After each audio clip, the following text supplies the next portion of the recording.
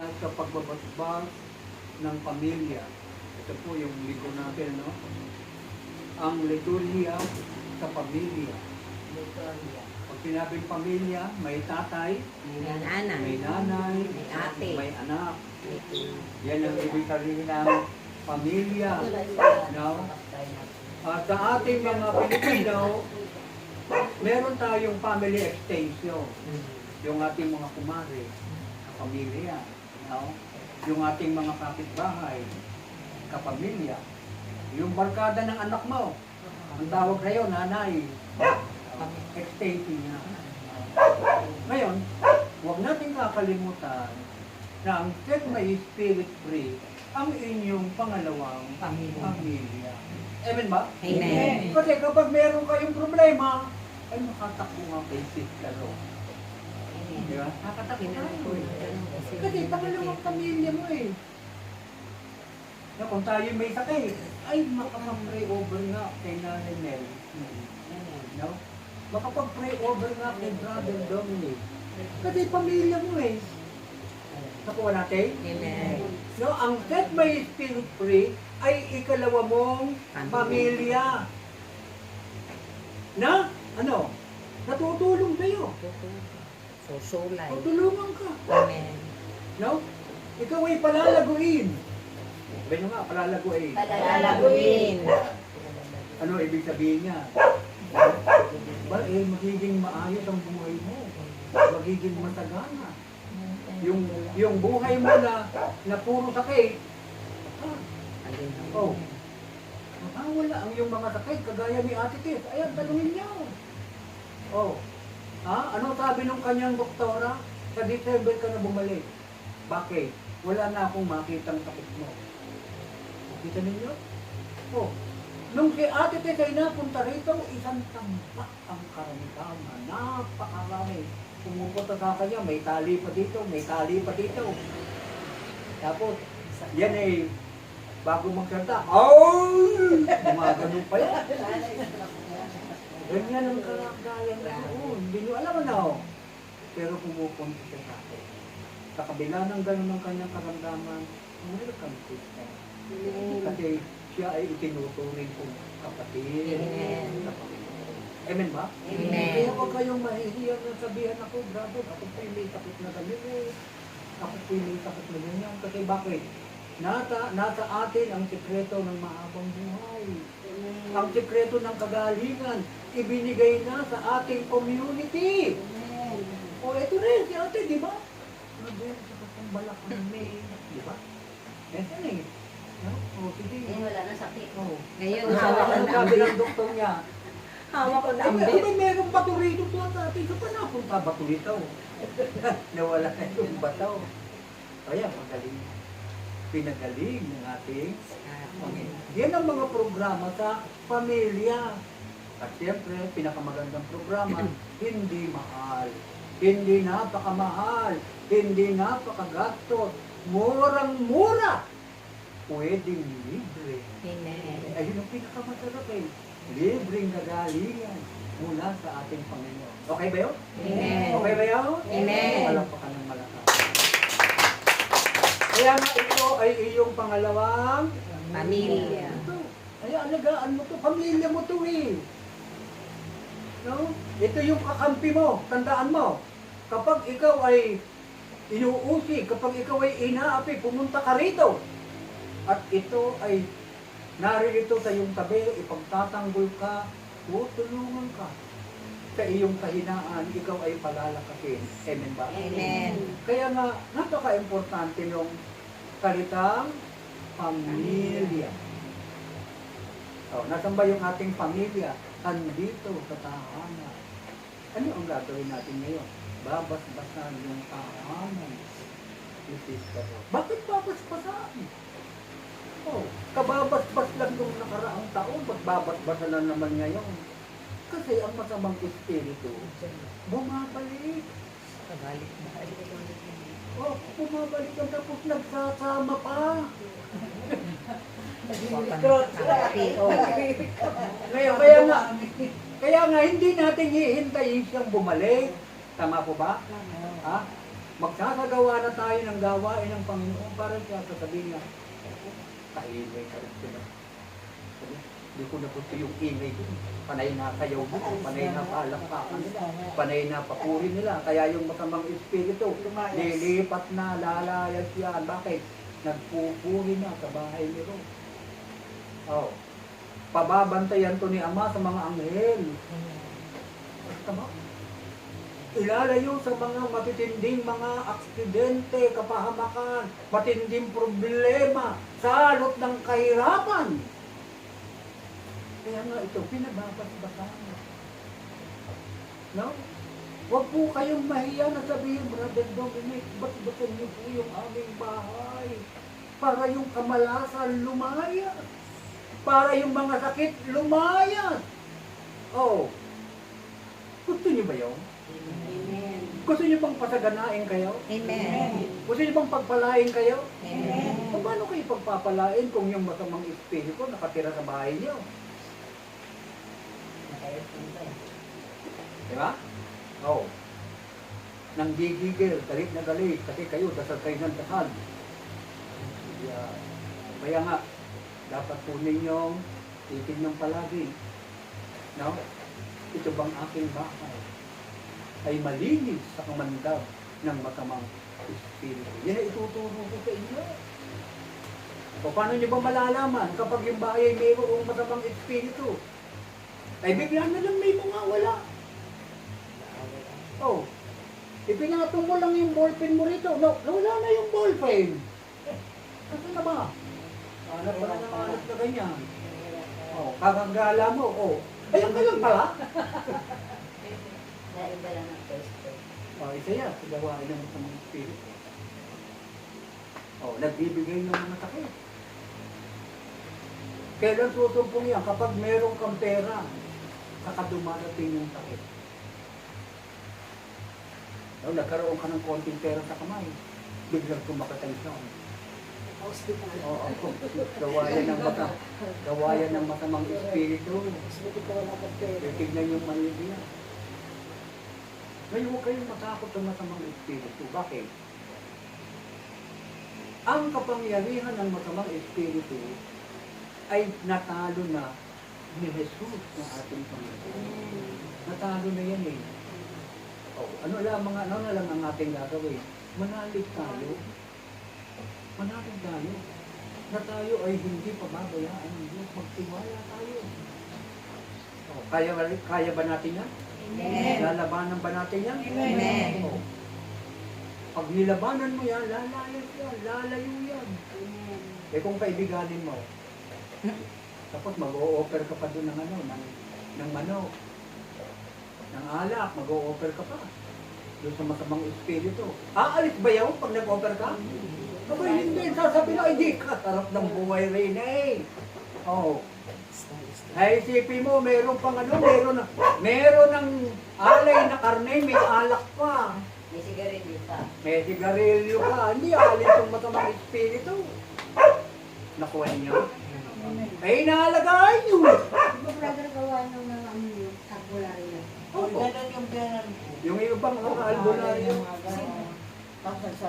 Ganun ang ginagawa. Nag-o-offer sila sa mga masamang espiritu na hindi nila alam. No? Ganun, magandang hapon po. Yan ang dahilan kaya tayo nagbabasbas. Kaya pakikiramdaman nyo. No? Isipin mo, yung lola may sakit. Yung lolo may sakit. Yung nanay may sakit. Yung tatay may sakit. Yung mga anak may sakit. Sila isang pamilya may sakit. Gawayan ng masamang espiritu.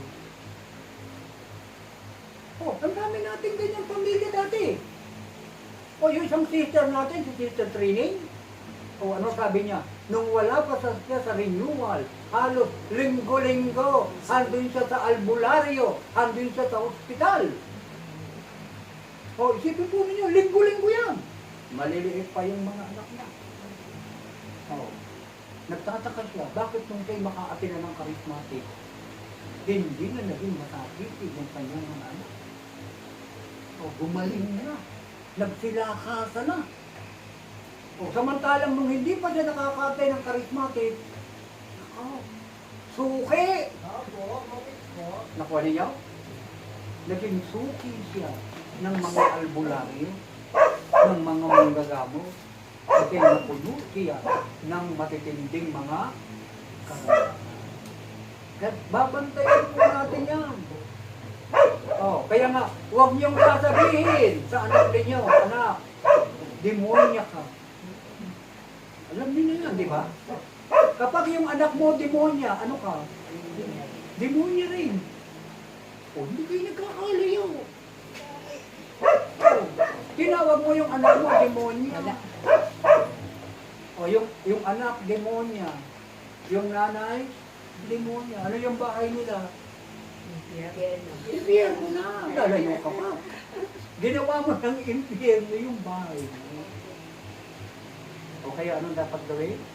Ay paalisin yung masamang espiritu. O, napapaalisin mo yung bakit? Kasi sinisira niya ang iyong tahanan. Sinisira niya ang iyong pamilya. Hindi naman kayo pagbabati-batiin ng masamang espiritu eh. Ang gagawin ng masamang espiritu, pag-aaway-away kayo. Hindi kayo mapupuno ng pag-ibig. Kaya napaka-importante ng pagbabasa.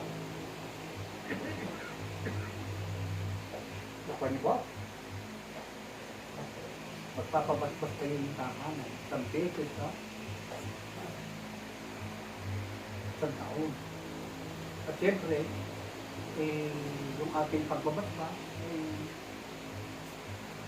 pagbabasbas na nagmumula sa ating simbahan. Kami po ay mga charismatic. At kami talaga nakaka-encounter kami ng masamang espiritu. At lumalayas ang masamang espiritu. Amen? Amen. Ano ang katibayang lumalayas ang masamang espiritu? Ayan o, sinanay tunay. Napakatapang na babae niyan. Ha? Walang kinatatakutan si Nanay Gonang. Dati nyo kayo, napakaawa na parang tupa. Di ba Nanay Gonay? Amen. Oh, nabawasan ng tapang. Nabawasan ng baksik. Ay, napakabaksik ng magulang yan. Yan ay ang gusto niya parang ano. Diyan ka lumakad ha. Pag hindi ka dyan lumakad ha. Diyan ka lalakad. Ganyan sila. Mahigpit. Ito yung brother kasi ako, nung ang mister ko sa trabaho, Oh. 15 days bago umuwi. Ang sabi niya sa akin, ikaw ang magdisiplina ng mga anak mo. Papa. Dahil ikaw ang... Kayo pala ibinigay. Yes. Kaya ako nagdisiplina. Ikaw ang disiplinador. Yes. Pag sinabi ko, ganyan. Oh, naiintindihan niya. Oo. Wala mga anak ko nag-away-away. Noon pwede yun. Ay, mga anak Noon pwede mo sabihin sa anak mo, oy, isusunod kita sa sako. Noon pwede. Ngayon, hindi na Hindi yan ako nagsasabi sa pwede. anak kong ganyan. Bawal na po ngayon. Nakausap ko. Ngayon pwede mong sabihin, ano, gugulpiin kita, papaluin kita. Noon pwede.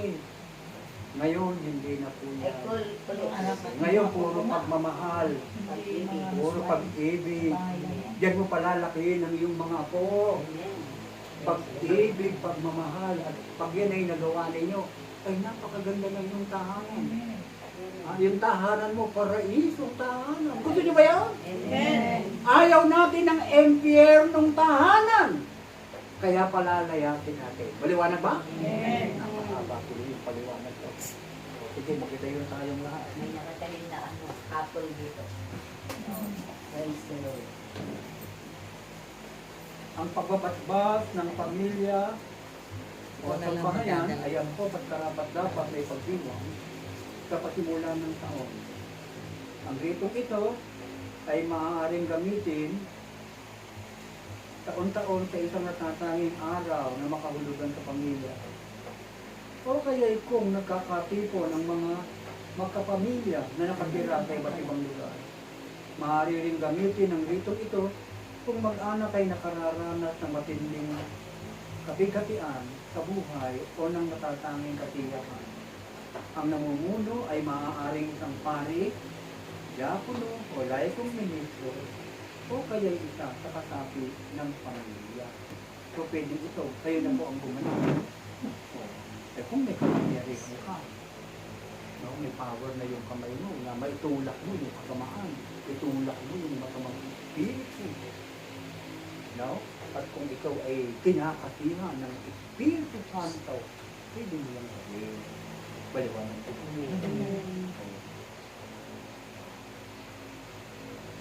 Ang ngalan ng Ama, ng Anak, at ng Espiritu Santo. Amen. Ang biyaya ng ating Panginoong Kristo ay kumating lahat ngayon at magpakailanman. Amen. Tayo ay isang pamilya, isang sambahayan.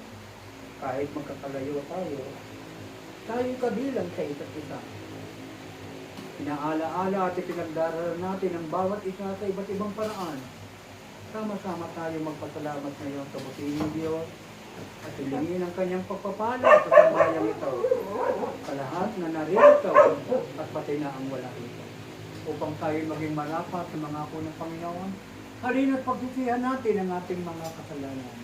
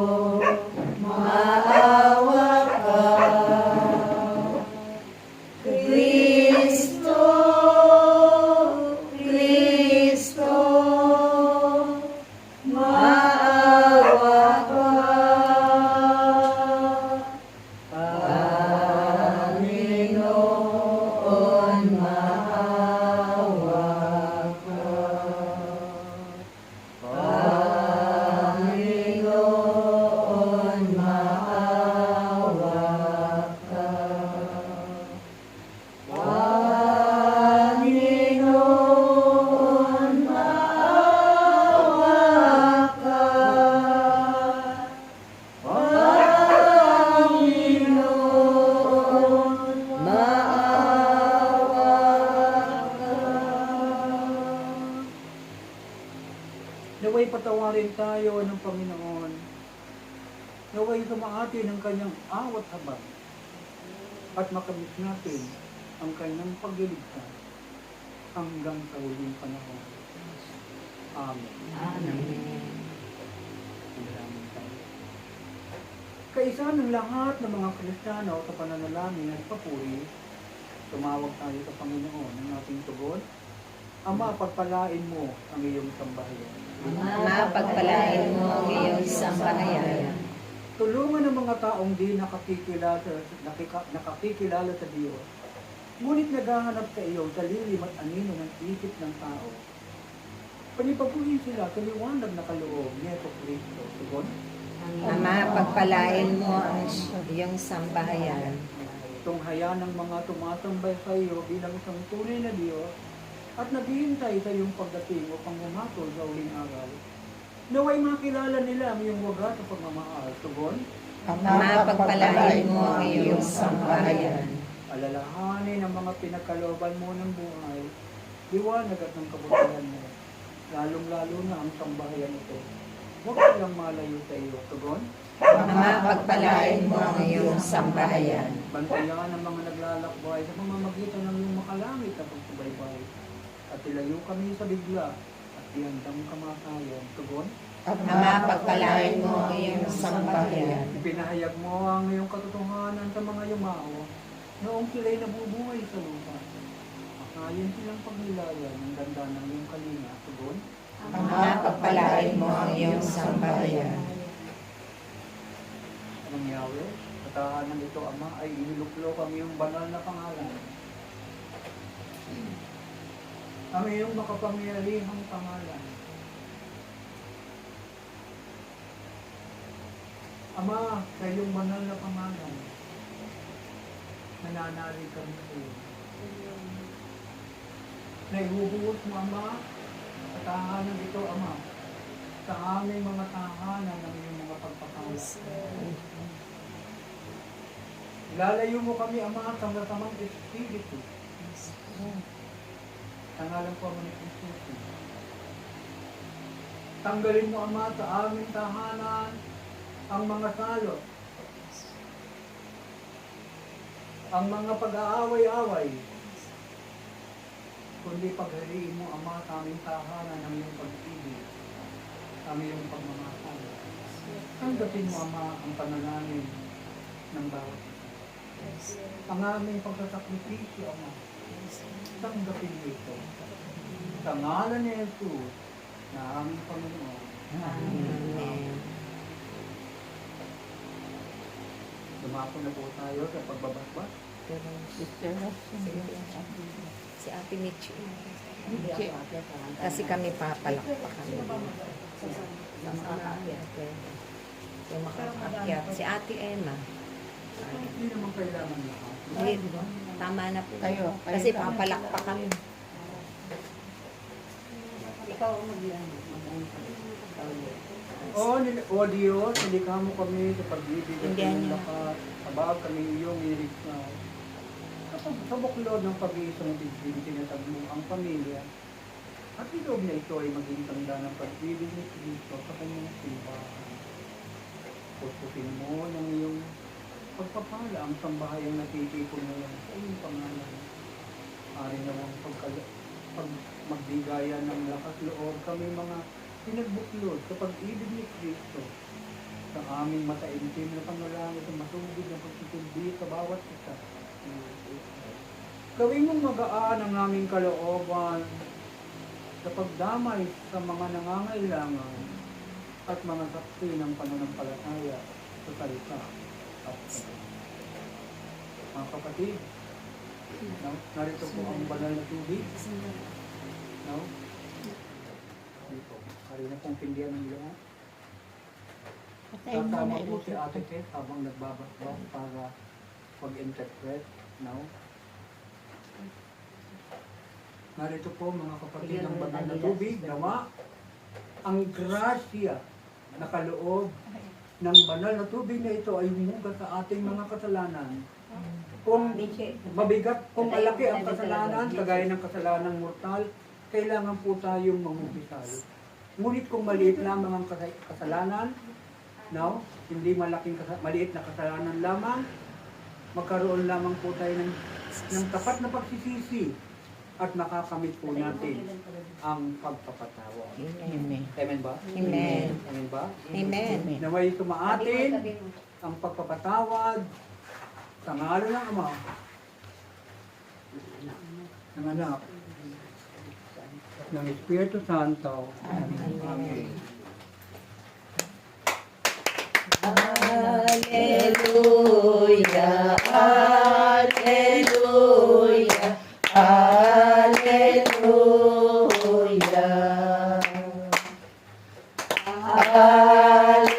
Hallelujah, hallelujah. Ganito. Hallelujah. Male malaya. Wale male. Hallelujah. Hallelujah le male. Hallelujah.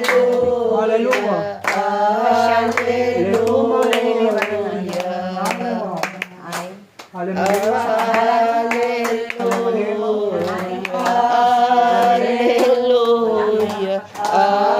Hallelujah.